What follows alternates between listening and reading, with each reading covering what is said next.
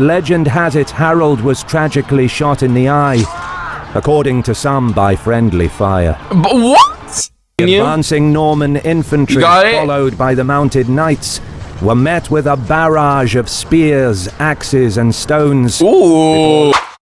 Okay, I didn't know which one that you wanted me to react to. I just chose a history march video. Now I'm gonna pause membership week. We're gonna react to actual videos from regular subscribers now. Like I said, if you're an active viewer of mine, join the membership, 99 cents a month. You will not regret it. It is the 14th of October, 1066. An Anglo-Saxon army, made up of a small number of professional troops and men from the local shires, gathered on a gentle sloping ridge under the banner of King Harold Godwinson to protect the kingdom against the Norman invaders. The invading host was a well-equipped, highly trained amalgam of Norman knights, archers and infantry, led by the formidable Duke William of Normandy, who came to stake his claim to the crown of England. On the fields and slopes of Senlac Hill, near the town of Hastings, history is about to be made. I'm pleased to say that for this video we partnered up with Field of Glory. Looks like an interesting game, but I don't really play games much anymore. Adulting slowly hit me hard. Ugh. Sometimes I forget I'm 20. 9th century. Having already pillaged and wrought terror upon numerous settlements across the North Sea, Viking raiders appeared on the shores of Francia. Despite his best efforts, King Charles the Simple could not check the growing Norse power, and after the devastating siege of Chartres in 911, he was forced to cede a swathe of northern territory to Rollo, the leader of the Norse raiding parties, giving him rights for his people to intermarry with the Frankish locals and make the land their home. Bruh. Bruh, really? I'm sorry. In 9/11, bro. Look, I'm not even gonna say anything. I don't need to say anything. Freaking 9/11, bro. This paved the way for the Dutch freaking hell. with Duke Rollo as its founder, established a dynasty that would leave a lasting legacy on Western Europe. 4 successors later, Robert I inherited control of the duchy amidst a civil war that caused much instability. But despite troubles at home, he intervened in the civil war in Flanders, meddled in the affairs of the French crown, led a military campaign against his rebellious vassal, the Duchy of Brittany, and, at best, had a rocky relationship with the church. Wait, Brittany? But he's a vassal of France. What? A vassal having a vassal? Actually, nah, that's actually low-key common back then. Faced with excommunication, Robert attempted reconciliation by restoring church property that he and his vassals seized, and set off on a pilgrimage to Jerusalem, leaving the duchy in the hands of his illegitimate 8-year-old son, William. Across the Channel, Edward of Wessex, Duke Robert's cousin, inherited the throne of England from his half-brother, Harthacnut. Their mother, Queen Emma of Normandy, who was first married to Ethelred the Unready, and then to Canute the Great, used her significant political clout to coordinate the transfer of power between her sons. With Edward's accession, the House of Wessex was restored to the throne, ending the decades-long rule of the Danish Yelling dynasty in England that was established after Canute the Great's decisive victory at the Battle of Assundoun. From early on in his reign, Edward drew advisors, nobles and priests from his and his mother's Normanno-French circles to build his own power base. He further solidified his position by marrying Edith, daughter of the most powerful Earl in England, Godwin of Wessex. But Godwin opposed the rise of Norman influence in the Anglo-Saxon royal court, and years of political infighting followed, testing the power of the two men. Okay, let's talk about this real quick, right? Look. the whole Vikings raiding and whatnot, people will say that, oh, the Vikings raided England and it has such a profound effect on England and the English language and blah, blah, blah, blah, blah. Yeah, that's true, but bro, do you realize that it's all the same freaking people? It is literally all the same people. Scandinavian, English people, like it's all basically one giant Scandinavian family. And I'm talking about Germanic people. They're all basically just the same people who speak different dialects of what used to be Proto-Germanic, right? So whenever I hear people saying the Vikings and its influence on England, I'm like, okay, you're telling me that a Scandinavian group of people had influence on another Scandinavian group of people? What? Like, okay.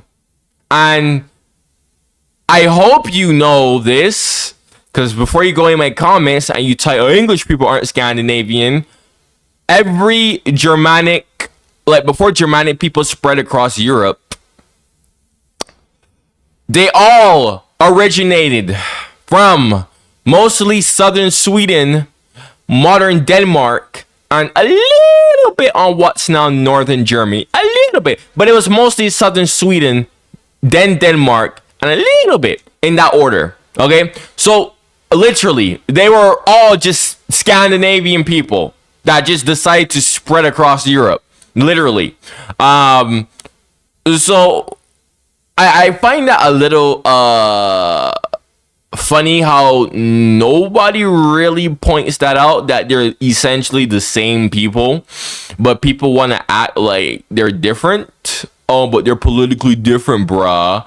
Like, yeah, I know they're politically different, but I'm just saying, I feel like people should really like point that out more, because when I realized that these people were all the same, it didn't really make the Viking influence on England seem special to me at all.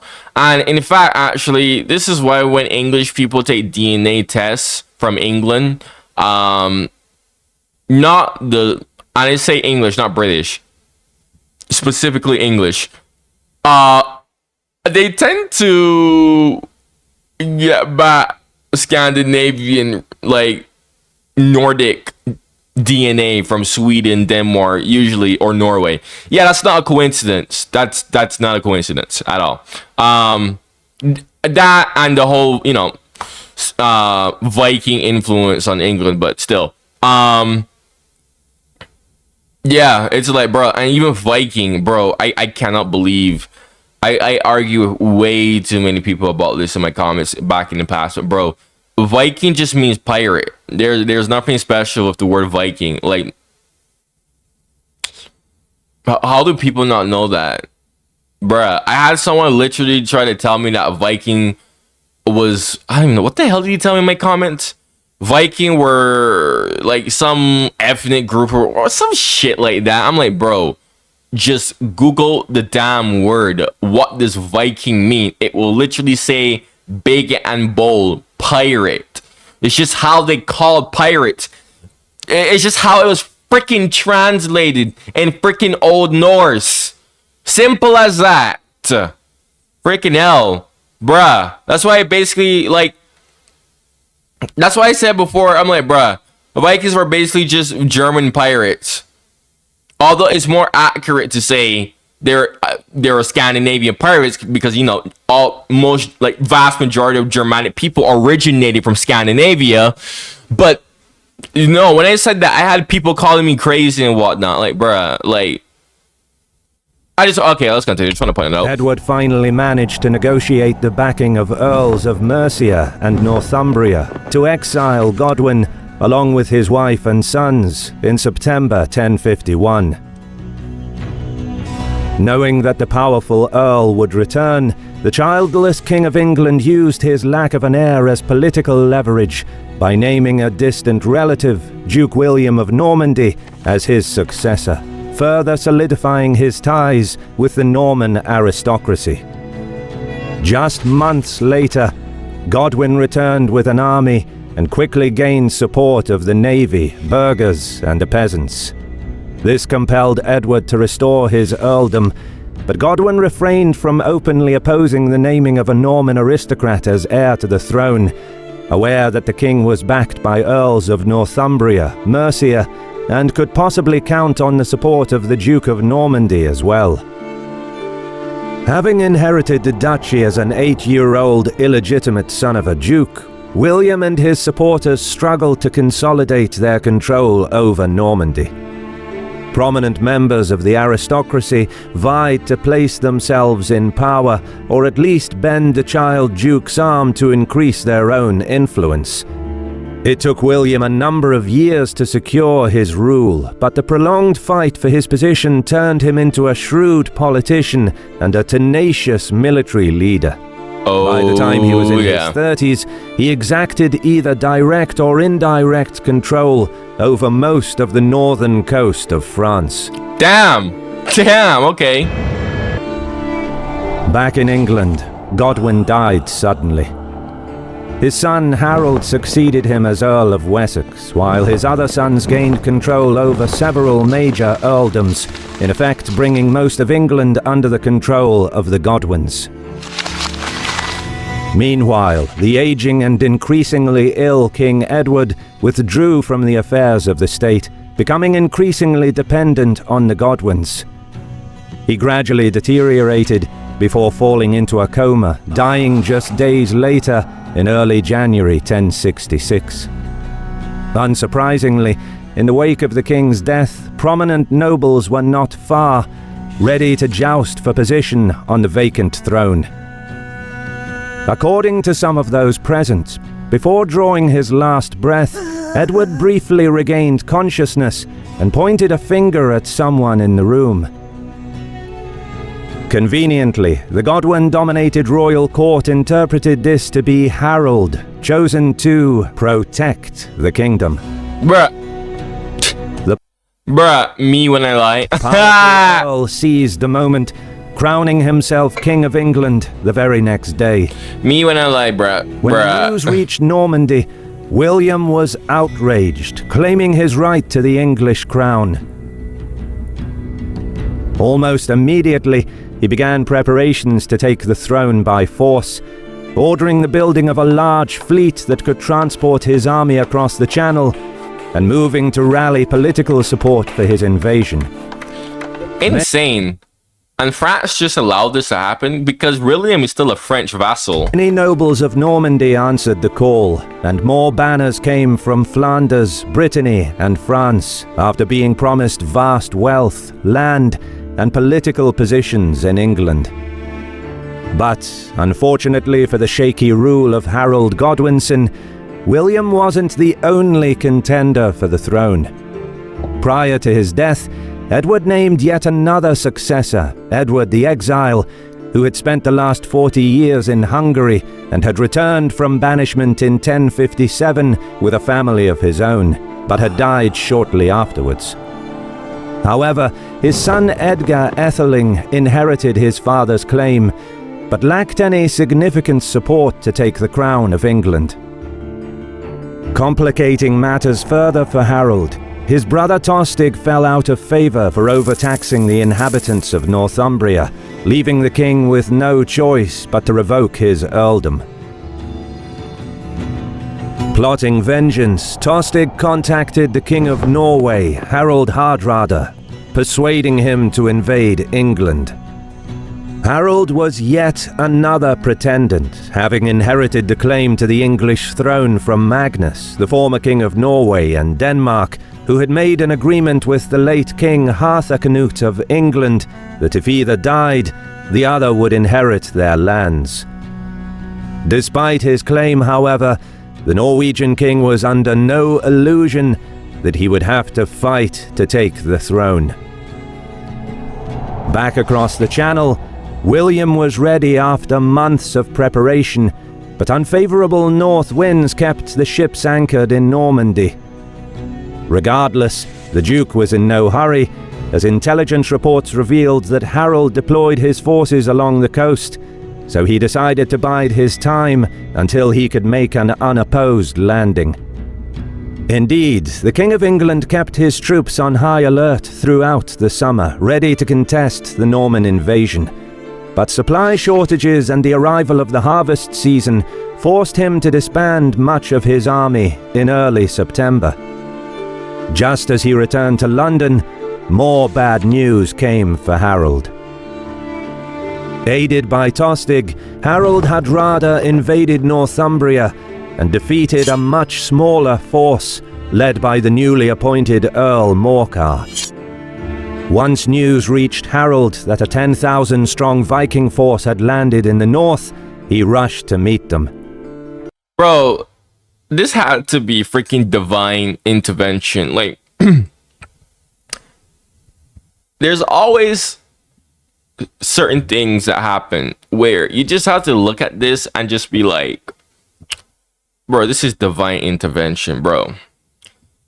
All of these events just happening all at the same time. It's like if God just purposely laid out these events to purposely go like this because he had a specific goal in mind. Like, bruh.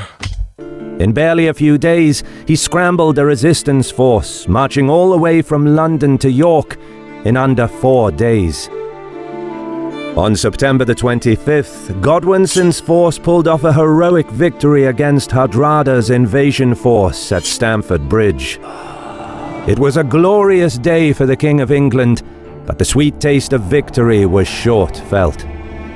Receiving news that the Normans had landed in the south, celebrations were cut short as Harold had to turn back to rescue his throne. Like I said, bro, these unfortunate events just all happening just one after the other. Bro, I feel like this is just too much of a freaking coincidence, bro. Freaking divine intervention, Aware man. that the King of England was busy in the north, Duke William took his time to set up a strong position, aware that resupplying his army would be difficult in case of a long campaign. He captured Pevensey, then advanced on Hastings further up the coast.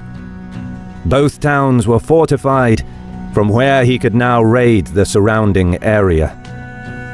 To the east, a few ships were blown off course, landing at Romney, where the Normans fought the local Fyrd. By early October, Harold reached London after a grueling forced march, his troops still exhausted from the battle at Stamford Bridge that took place just a few days ago. The army encamped near the capital for a week, preparing their... Bro, they're freaking sore. Swollen. Oh, hell nah, bruh. Oh, hell nah. ...for the upcoming engagement. Wait, was William aware of what had happened? Was he aware, or was that just a big coincidence of his crossing? To catch up on some much-needed rest. He probably could have waited to assemble a larger army, but as soon as his troops were sufficiently ready, Godwinson eagerly marched to meet the Normans, confident after his recent stunning victory. I don't know. You have home field advantage. You should have used that to gather more troops. He wanted to use the element of surprise, just as he had against Hardrada's invasion force in the north. But as the Anglo-Saxon army closed in, Norman scouts spotted their movement. Bruh, my man, you didn't expect him to not have scouts, With bruh. Marching to bruh. chose the ground suitable for his army, some 10 kilometers northwest of Hastings, where he waited for William. Alright, we're finally getting into the actual battle itself now. Harold's army was comprised almost entirely of infantry. Lacking mobility, he took up a defensive position on the Senlac Hill, atop of a south-sloping plateau, with dense woodland and swamps protecting his flanks and rear. Professional contingents of housecarls formed in the center, though their ranks were fairly depleted after the bloody encounter just 2 weeks ago. The rest of the troops were the highly motivated but poorly trained furred peasant militia, mobilized just days prior from the local shires. In contrast, the invading host was a well-equipped, generally high-trained amalgam of Norman knights, archers and infantry in the centre, with Franco-Flemish and Brittonic infantry and cavalry. Oh my goodness, this is... The Duke's army was... Oh my goodness. Oh no. No. ...experienced, well-organized, and eager to fight. In the early hours of the morning, William sent forth his archers, planning to weaken the tight Anglo-Saxon formation.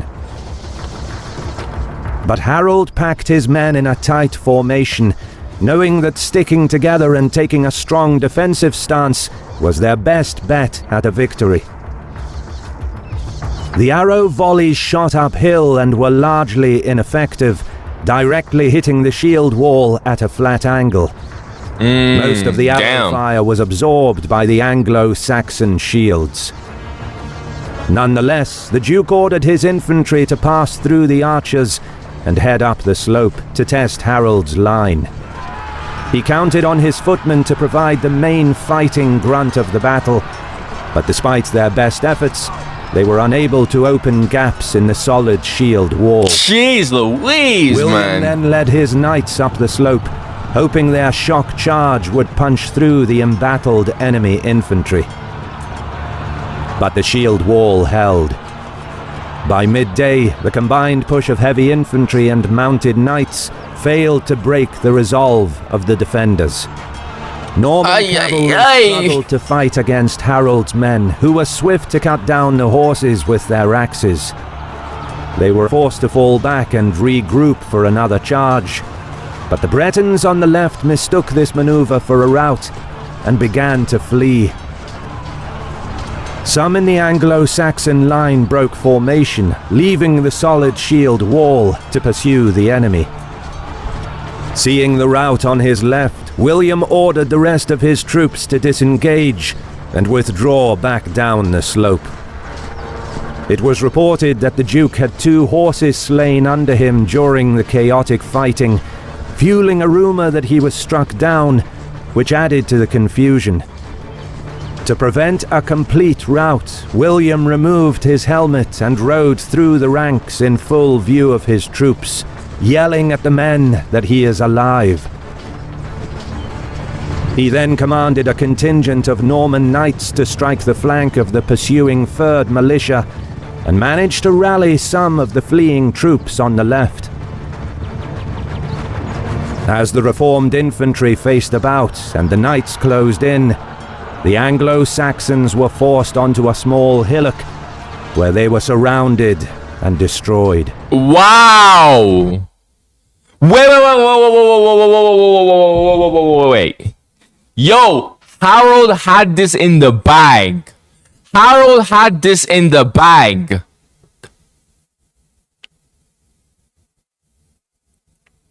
He had, bruh. So you're telling me that William won through a stroke of luck? Bro! Nah, that's not luck, man. That's divine intervention. Wanting to seize the moment, now that Godwinson's line had thinned out after heavy fighting, William launched a general assault, personally leading the charge. Archers again shot uphill at the shield wall, but just like the last time, their arrows bounced off the tightly packed shields of the defenders. Okay, Harold, you still got it in you? The advancing Norman infantry, followed by the mounted knights, were met with a barrage of spears, axes, and stones before locking weapons with the Anglo-Saxons. Oh my goodness gracious me. Unable to force openings in the shield wall, once again the attack failed, and the Normans retreated back off the ridge. What? So how did Harold lose? Break in the fighting probably occurred early in the afternoon, as both armies needed rest and food. With losses mounting for the Normans, it seemed that Harold's plan was working. Seeing the futility of the attacks against the solid Anglo-Saxon line, William revised his strategy, this time sending only his knights forward. Looking to recreate the accidental success on the left flank that drew out some of the Anglo-Saxon infantry earlier in the day, the knights were tasked with charging Harold's line at various points and then retreating back to try and lure the defenders into giving chase down the slope. The Normans engaged the defenders in a brief skirmish before pulling back. However, the feigned retreat failed to draw out the enemy, but the brief clash further thinned out the ranks of the formidable housecarls in the shield wall, who were replaced by third units. With archers in support, the knights charged again, now with more conviction, exchanging blows with the Anglo-Saxons for much of the afternoon. Then they broke and retreated in disarray. Some of the defenders left the shield wall in pursuit of the fleeing Normans. It is not known whether Harold wanted to give chase or if it was spontaneous, though it is likely that the king ordered the troops to hold the line, but failed to control some of the men. I mean, they're peasants, bro. Like, they're literally peasants. They're not trained. They don't have the discipline. I'm even surprised that they had a discipline to freaking hold up the shield wall. That was impressive as hell. And this time, the feigned retreat worked. William's knights wheeled about to face the incoming infantry. During the pursuit, the Anglo-Saxons lost cohesion and were now caught in the open without the protection of the shield wall. Spending much of their energy fucking shield wall. Fucking shield wall. How many times am I gonna hear that word being used, man? Shield wall. I'm sorry, but that's just like getting funny to me. Shield wall, bro. The shield wall, bro. Bro, the shield wall, bro. Oh shit, I laugh at some dumb shit. Charging down the slope, the footmen stood no chance against the mounted Norman knights and were quickly overrun. Having dismantled part of the shield wall, the rest of William's army struggled up the hill, bearing down on Harold's remaining units. With a renewed fervour on the invading side, the Duke's infantry and cavalry struck the Anglo-Saxon line. Unable to fight effectively against the better-armed Normans and French, the Anglo-Saxon units rapidly crumbled, with their forces breaking apart and being surrounded by the invading parties. It was at this chaotic time that legend has it Harold was tragically shot in the eye, according to some by friendly fire. But what? What?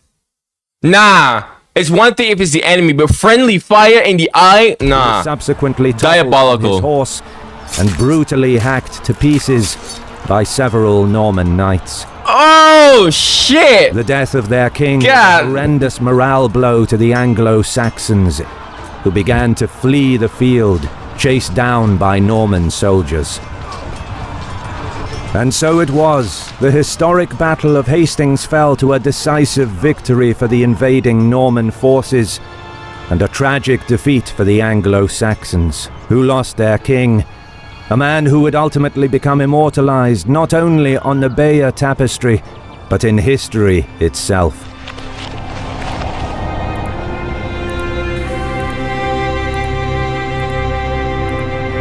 In the following days and weeks, William, Duke of Normandy, and now the Conqueror, marched onwards to London to receive submission and put down all opposition.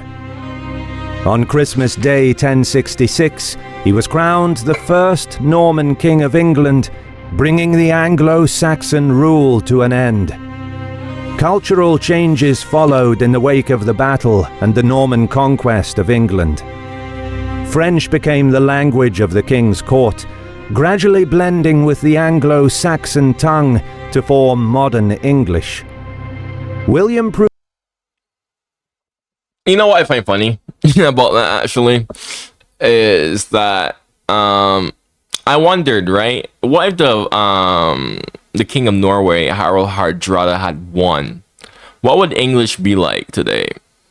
Because people like to talk about, oh well, what if the Normans didn't invade England, blah blah blah. But like, what if the Harald Hardrada had won? What would the English language be like? Because remember, I basically said that. I mean, it's another Germanic language influencing another Germanic language, and the people are basically the same, right? Like, but still, though, would it be that English would be able to communicate with other like Scandinavian countries? Probably, maybe. Because you know, it's already a Germanic language, so having more influence from another Germanic language is like you blend those two. It's still pure.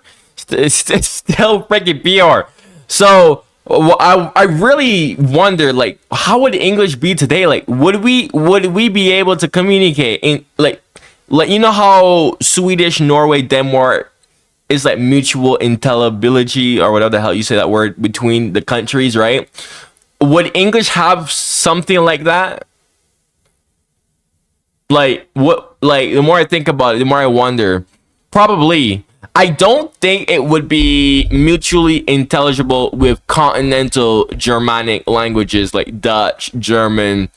Although English is a continental German dialect, the English language, even though every single Germanic language is basically just Scandinavian, but there's a divide between the two, continental and, you know, the Nordic type of, you know, the Nordic and the continental divide, right? That even now today, actually,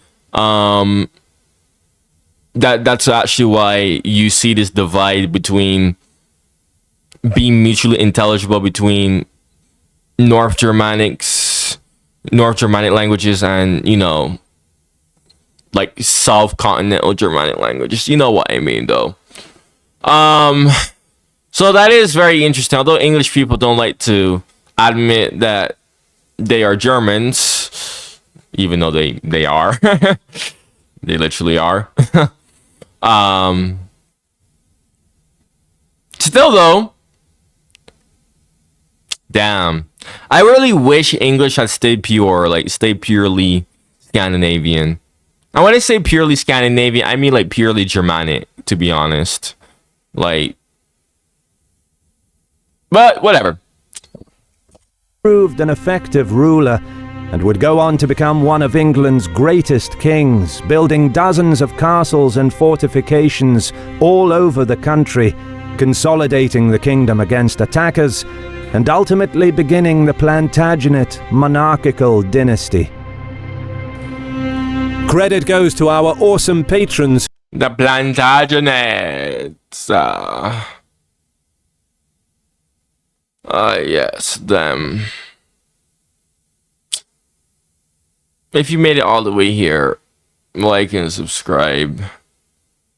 If you like my reactions and you're new, subscribe. If you're an active viewer of mine, I recommend you become a channel membership. It's only 99 cents a month, man. You get so much perks. My members can even vouch for me, okay? Like, I've been, like, doing a lot for my members lately, and they've been very pleased with it. The details to all the perks that you get when you're a channel member is going to be in the comments below. Just click the link there. As always, if you have any suggestions for me like this that you know I would like to react to, comment it in the comments below. And, you know, thank you for watching. And goodbye.